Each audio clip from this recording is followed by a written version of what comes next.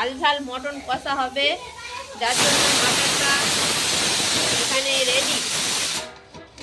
এটা হচ্ছে ফুকুর স্পেশাল শাক ভাজা। এটা হচ্ছে ফুকুর জন্য একটা মাত্র বেগুন ভাজা। বেগুন ভাজা হয়ে গেছে। আর এটা হচ্ছে ফুকুর জন্য পোলাও, তাই তো? বেগুনি না বেগুন ভাজা? ও,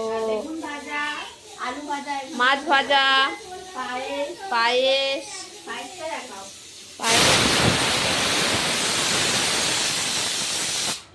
আর এখানে দেখো বন্ধুরা পায়েস, আবার ফুলকপি আলুর তরকারি।